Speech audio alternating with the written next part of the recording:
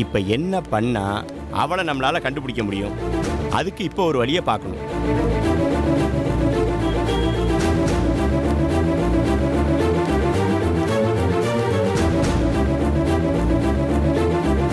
தண்டமணி லைன்ல இருக்கீங்களா? Hello hello, நான் கூப்பிடுறேம்மா, இருங்கம்மா.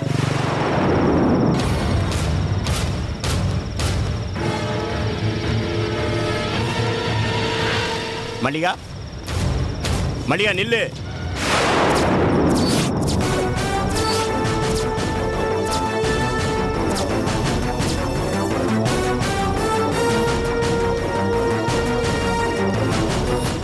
ஓடாத, ஏய் நில்லு. ஹலோ, யார் நீங்க? எதுக்கு என் கையை பிடிச்சு வா, இழுக்கறீங்க? என்னன்னு சொல்றேன், வா வா சொல்றேன், வா. ஹலோ, விடுங்க. ஏய் வான்றேன்ல. விடுங்க விடுங்க சொல்றேன்ல.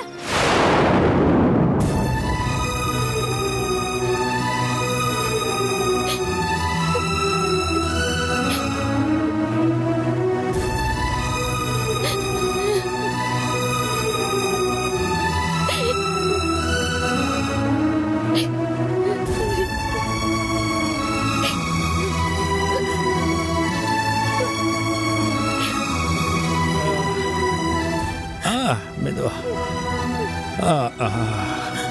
அப்பா, மெதுவா மெதுவாம்மா. சரி,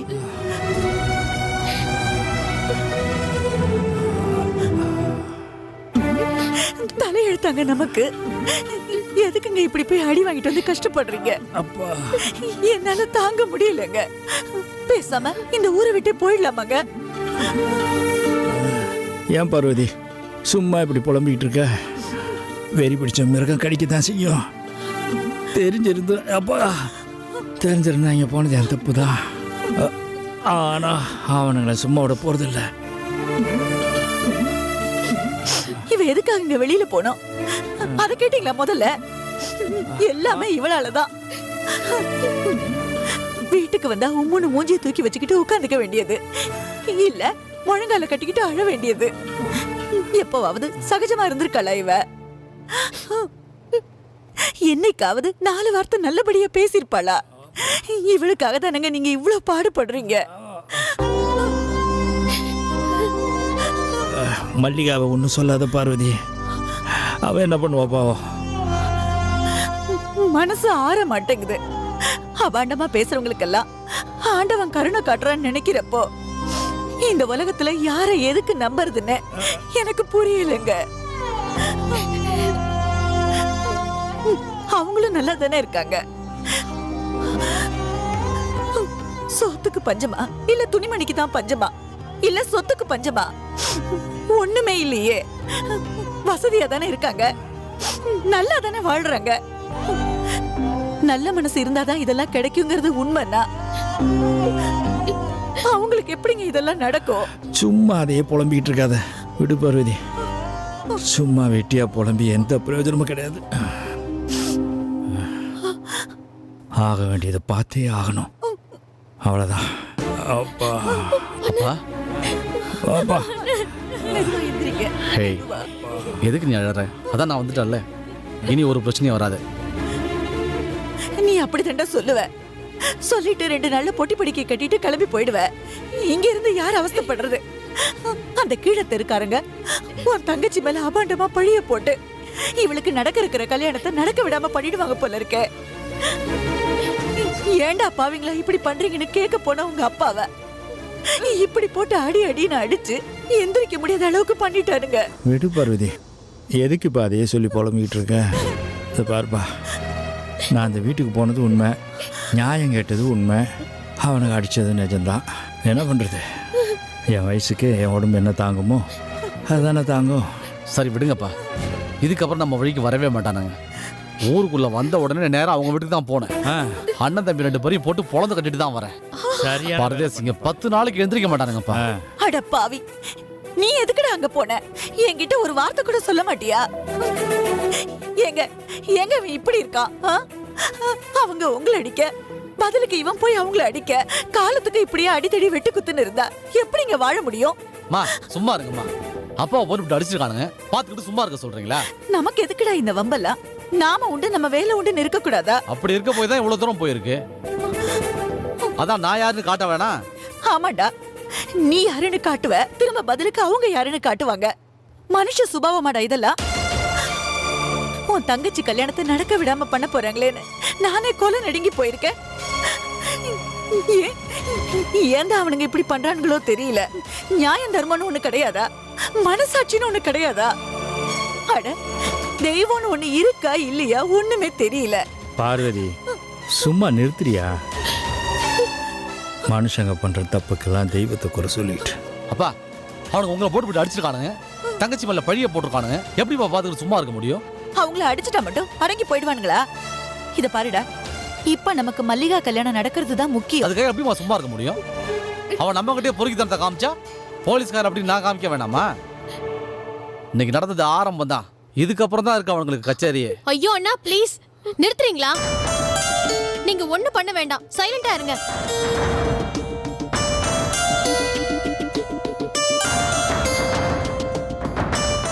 என்னடா இவ இப்படி பேசுறான்னு தயவு செஞ்சு தப்பா நினைக்காதீங்கண்ணா. உண்மையிலேயே உங்க மேல நம்ம குடும்பத்து மேல உள்ள அக்கறையில தான் நான் இப்படி பேசிட்டு இருக்கேன். அம்மா சொன்ன மாதிரி மல்லிகாவுக்கு கல்யாணம் நடக்க வேண்டியதா முக்கியமே தவிர, அதை விட்டுட்டு நீங்க அவங்கள போய் அடிச்சு உதைச்சு சண்டை போட்டு ஏதாவது ஒரு கேஸ போட்டு அவங்கள தூக்கி ஜெயில போட்டீங்கன்னா இன்னும் பகைதான் ஜாஸ்தி ஆயிட்டு இருக்கும். என்ன பண்ணலான்னு தான் அவங்களும் யோசிச்சுட்டு இருப்பாங்க. அதுவா இப்ப நமக்கு முக்கியம்? ஆமாம் முத்தியா, லட்சுமி சொல்கிறதும் சரியாக தான் இருக்கு. மல்லிகாவை பற்றி அவங்க என்ன தப்பாக பேசுகிறாங்க, என்ன மாதிரி புரளி கிளப்புறாங்கன்னு பார்க்குறத விட, ஆனால் அதை சம்மந்தி வீட்டுக்காரங்க நம்புகிறாங்களா இல்லையான்னு பார்க்குறது தான்ப்பா முக்கியமான விஷயம். மல்லிகா எந்த தப்பும் பண்ணாமல் இருக்கிறான்னு அவங்கள நம்ப வைக்கணும்னா ஒரே ஒரு வழி இருக்குப்பா. நாம் அவங்களையும் கூட்டிகிட்டு நம்ம கருப்புசாமி கோயிலுக்கு போய் நான் எந்த தப்பும் பண்ணலைன்னு நம்ம மல்லிகாவை சத்தியம் பண்ண வச்சோம்னா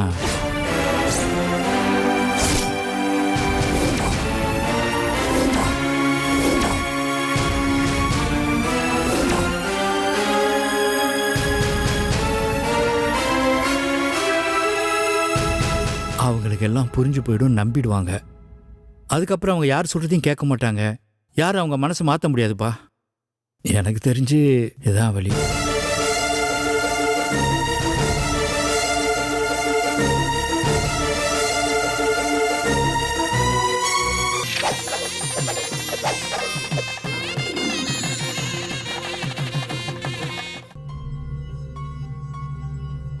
பஸ் ஸ்டாண்ட் சிற்பால் அடி வாங்கடா. அதனால ஒரு பையன் ஃபாலோ பண்ணிட்டு இருக்கான். ரொம்ப பயமா இருக்கு. நான் பாவம் அந்த பையன் சரி அடி வேணாம். நம்ம ஆசைப்பட்டது வேற எவனுக்குமே கிடைக்கூடாது. அவள் தான்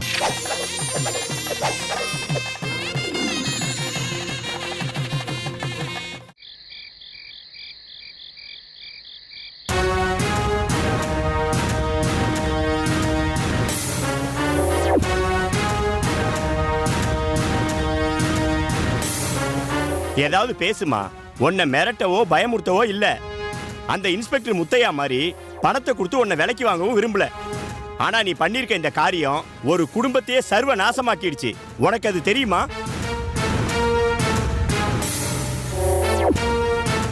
என்னால இப்ப கூட நம்ப முடியல தண்டபாணி. அன்னைக்கு இந்த பொண்ணு கிட்ட முத்தையா பேசிட்டு இருந்தப்போ, என்னடா எங்க அண்ணிய வெளியே கொண்டு வரதுக்கு இந்த மனுஷன் இவ்ளோ பாடுபடுறாரே, இந்த பொண்ணு கிட்ட இவ்ளோ கெஞ்சுறாரேன்னு எனக்கே ஆச்சரியமா இருந்துச்சு. அத்தை கிட்ட கூட இத பத்தி பேசிட்டு இருந்தேன். அதாங்க, எனக்கு ஒரு சின்ன சந்தேகம் இருந்துட்டே இருந்துச்சு. முத்தையா எது பண்ணாலும் அதுல ஒரு அர்த்தம் இருக்கும்னு எனக்கு தோணுச்சு. அவன் நல்லது செய்யணும்னு நினைக்கிறவன் இல்லைங்க. எந்த விதத்திலயாவது என் பொண்ணு ஜெயில விட்டு வெளியில வராம இருக்கிறதுக்கு தான் அவன் வழி பாப்பான். ஆமா கோமதி, ஒரு போலீஸ்காரன் எவ்வளவு குரூரமா யோசிப்பாங்கிறத இந்த சம்பவம் நம்ம எல்லாருக்குமே புரிய வச்சிருக்கு. இத பாருமா, தயவு செஞ்சு உண்மையை சொல்லு. எங்களால உனக்கு எந்த கஷ்டமும் வராது. இதை நான் உனக்கு சத்தியம் வேணாலும் பண்ணித்தரேன். என்னை மன்னிச்சிடுங்க சார். நான் பணத்துக்கு ஆசைப்பட்டுதான் அந்த இன்ஸ்பெக்டர் சொன்ன மாதிரி செஞ்சேன்.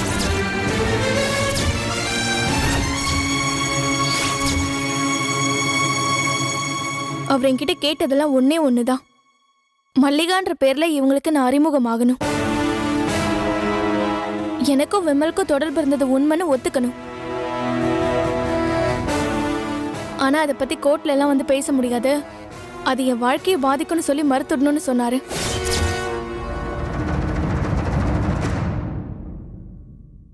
இவ்வளோதாங்க அவர் என்கிட்ட சொன்னாரு. இதுதான் நான் செஞ்சேன். பணத்துக்காக தான் நான் அதை செஞ்சேன். நான் அதை மறுக்கல. ஆனா அவர் ஏன் இப்படி செய்ய சொன்னாருன்னு எனக்கு தெரியாது. நிஜமாவே உனக்கு இவ்வளவுதான் தெரியுமா? உன்னையே மல்லிகாவா நடிக்க சொல்லி எங்ககிட்ட பேச சொன்னாரு. இன்னி வரைக்கும் நீ முத்தியாட்ட கேட்டதே இல்லையா? கேட்டேங்க. ஆனா அது உனக்கு தேவையில்லாத விஷயம்னு சொல்லிட்டாரு. ஒரு போலீஸ்கார்கிட்ட அதிகமா வாதாட முடியாது பாருங்க. எனக்கு அடைக்கலம் கொடுக்கவோ காப்பாத்தவோ யாரும் இல்லாத அனாதைங்கண்ணா. அவர் சொன்னதை நான் கேட்கலன்னா ஏதாவது கேஸ்ல போட்டு என்னை உள்ள தள்ளிடுவேன்னு மிரட்டினாரு. எதுக்குடா தேவையில்லாத வம்பன்னு நினைச்சுதான் நானும் சரின்னு ஒத்துக்கிட்டேன். கோவில்ல உங்களை ஒரு தடவை பார்த்தேன். அதுக்கப்புறம் இவங்க என் வீட்டுக்கு வந்தப்ப பார்த்தேன். அதோட சரி. எனக்கு அவர் கொடுத்த அசைன்மெண்ட் அவ்வளோதாங்க. மற்றபடி இந்த விஷயத்தை பத்தி எனக்கு எதுவும் தெரியாது. சூர்யா, உங்களுக்கு புரியுதா இந்த விஷயத்தோட சீரியஸ்னஸ் எவ்வளவு ஆழமா போயிட்டு இருக்குன்னு உங்களால கெஸ் பண்ண முடியுதா?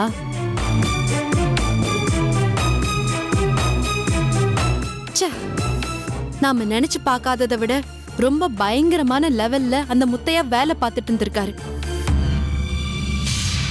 என்ன சொல்ற? உண்மைதான் சூர்யா.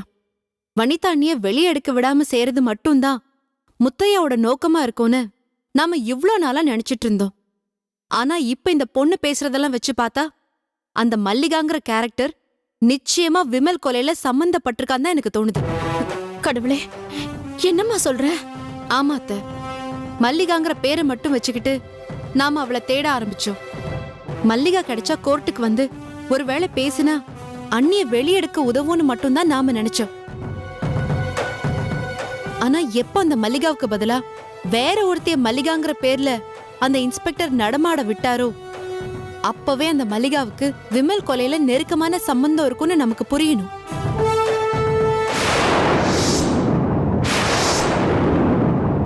ஆமாமா, காயத்ரி சொல்றது கரெக்ட் தான். அந்த மல்லிகான்ற பொண்ணுதான் விமலை கொலை பண்ணிருப்பான்னு எனக்கு தோணுது.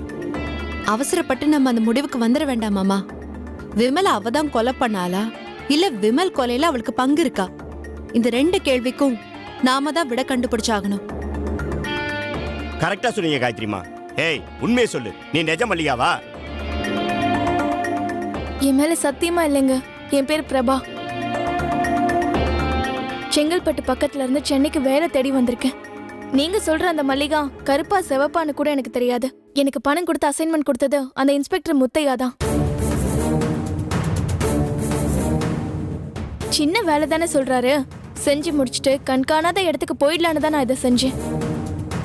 ஆனா இப்படி ஒரு மொத்த குடும்பத்தையோ பாதிக்கணும், நான் இப்படி மாட்டிக்கிட்டு தவிப்பண்ணும் சத்தியமா நினைச்சு பார்க்கல. தயவு செஞ்சு என்னை விட்டுருங்க.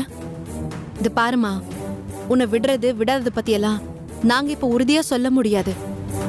மல்லிகான்னு ஒருத்தி இருக்கா. அவ நிச்சயமா விமலோட கொலை வழக்குல சம்பந்தப்பட்டிருக்கா. அந்த மல்லிகா யாரு என்னன்னு கண்டுபிடிக்கிற வரைக்கும் நீ எங்களுக்கு முக்கியம்மா. தயவு செஞ்சு நீ அதை புரிஞ்சுக்கோ. அப்படின்னா என்ன? நீங்க உன்னை கட்டி போட்டு அடிச்சு உதைச்சு கொடுமையெல்லாம் பண்ண மாட்டோம். ஆனா ஒரு சின்ன ரிக்வெஸ்ட் தான். தயவு செஞ்சு நீ இந்த உண்மை எங்க கிட்ட சொன்னதா வேற யார்கிட்டயும் சொல்ல வேணாம். ஒரு தேவைன்னு வந்தா நிச்சயமா நாங்க உன்னை கூப்பிட வேண்டிய சூழ்நிலை வரும். அப்ப நீ எங்களுக்கு உதவி செஞ்சேனா ஒரு குடும்பத்தை காப்பாத்தின புண்ணியம் உனக்கு கிடைக்கும். பாவமாவது புண்ணியமாவது அதெல்லாம் விடுமா. பணத்துக்கு ஆசைப்பட்டு தானே இந்த பொண்ணு முத்தையாவோட பேச்சு கட்டுப்படுச்சு. இத பாருமா, நீ எவ்வளவு பணம் கேட்டாலும் நான் தரேன். கடைசி வரைக்கும் இந்த குடும்பம் உன்னை வச்சு காப்பாத்தும். போதுமா? ஆனா ஒண்ணு, என் பொண்ணு ஜெயில இருந்து வெளியே வரணும். அதுக்கு உன்னோட உதவி தேவை. சூர்யா, இதுக்கு மேல இந்த விஷயத்தை நம்ம சாதாரணமா எடுத்துக்க முடியாது. நிஜ மல்லிகா யாருங்கிறத நம்ம கண்டுபிடிச்சே ஆகணும். அந்த மல்லிகா யாருங்கிறத கண்டுபிடிச்சிட்டா விமல் கொலையில துப்பு கிடைச்சிரும்.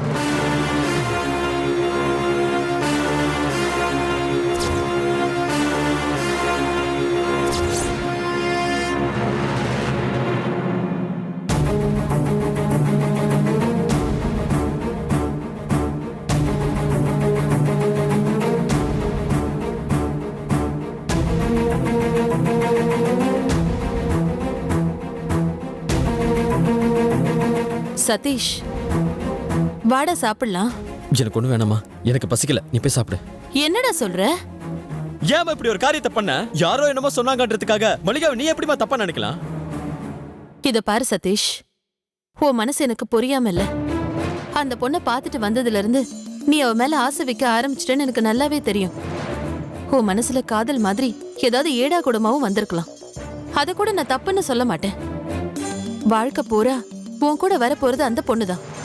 அவ தப்பானவ, அவ கெட்டு போயிட்டான்னு யாரோ ஒருத்தர் சொல்லும் போது அதெல்லாம் இல்லைன்னு கூட போயிட்டே இருக்கலாம். இத புரட்சின்னு சொல்லுவாங்க, ஏன் பெருந்தன்மைன்னு கூட சொல்லுவாங்க. என்ன வேணாலும் சொல்லிட்டு போட்டும். அந்த பேரோ புகழோ நம்ம கூட வரப்போறது இல்லையே. மனசுல ஒரு சின்ன சந்தேகம் வந்துருச்சுன்னா காலம் பூரா அது கொலவி மாதிரி கொட்டிக்கிட்டே தான் இருக்கும். இன்னைக்கு ஒரு வேகத்துல அதெல்லாம் நீ வேண்டான்னு சொல்லிடலாம். நாளைக்கு உனக்கே 40 வயசு ஆகும்போது அன்னைக்கு யாரோ ஒருத்தவங்க அப்படி சொன்னாங்களே, அது உண்மையா இருக்குமோன்னு உன் மனசுல தோணுச்சுன்னா உன்னோட வாழ்க்கையும் நாசமாயிடும், அந்த பொண்ணோட வாழ்க்கையும் நாசமா போயிடும். ஏன் சதீஷ் இதெல்லாம் புரிஞ்சுக்க மாட்டேங்கிற?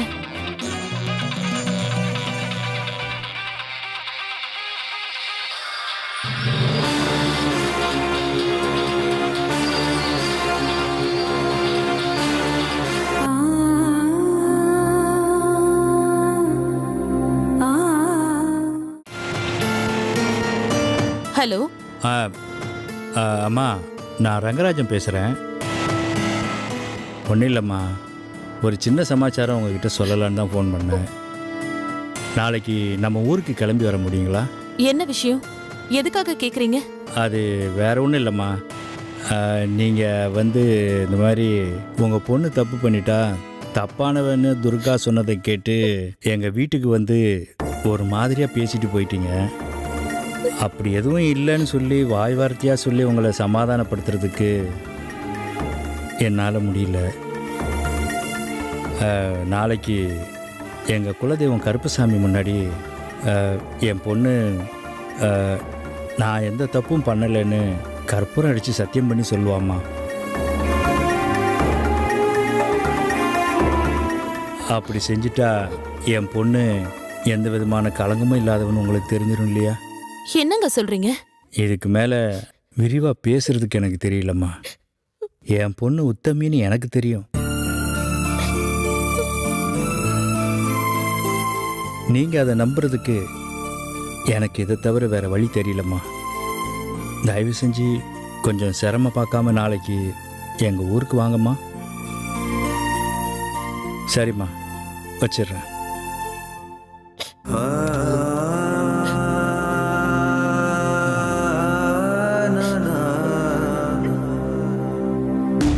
சாமியாடி தான் பேசினாருப்பா. நாளைக்கு அவங்க ஊருக்கு வர சொல்லியிருக்காரு.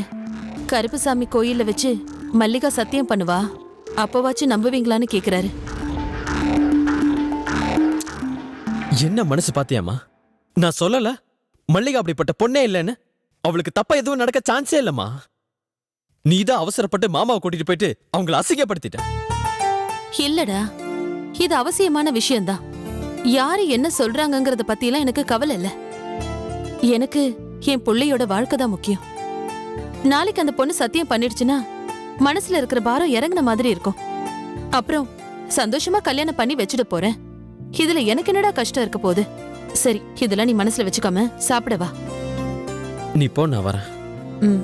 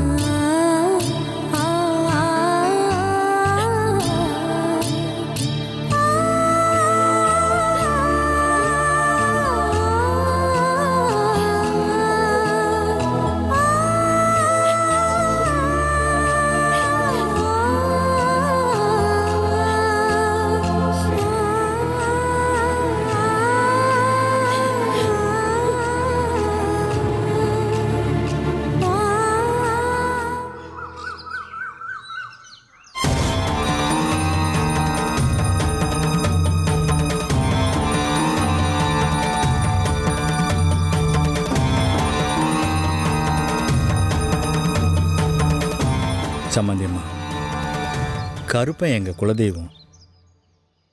எனக்குள்ளே இறங்கி குறி சொல்லுவான். தலைமுறை தலைமுறையாக சாமி ஆடுற குடும்பம் எங்கள் குடும்பமா. இந்த ஊரில் இருக்கிறவங்க எல்லாரும் எங்களை மதிக்கிற கௌரவமான குடும்பமா. ஆனால் என் பொண்ணுக்கு கல்யாணம் ஏற்பாடு பண்ணும்போது அதில் ஒரு பிரச்சனைன்னு வரும்போது நான் இங்கே ஒரு சராசரி மனுஷனாக தான் நிற்கிறேன். கோர்ட்டில் கூட சாட்சிகளுக்கு தான் முக்கியமே தவிர மனசாட்சிக்கு கிடையாதுமா. ஆனால் எங்களை மாதிரி சராசரி மனுஷங்களுக்கு மனசாட்சி தாம்மா ரொம்ப ரொம்ப முக்கியம். நீங்க பேசுறதெல்லாம் எனக்கு புரியுது. அதையெல்லாம் நான் இல்லைன்னு சொல்லல. ஆனா உங்க குடும்பத்தை சேர்ந்து ஒரு பொண்ணு, குறிப்பா சொல்லணும்னா உங்க வீட்டுக்கு மருமகளா வாழ வந்த பொண்ணு, உங்க பொண்ணை பத்தி தப்பா வந்து சொல்றப்போ நான் என்னங்க பண்ண முடியும்?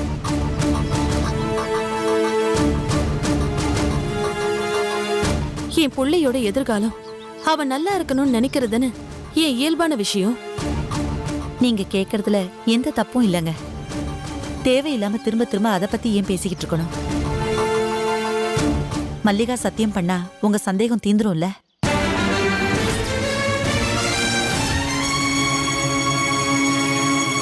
ஏங்க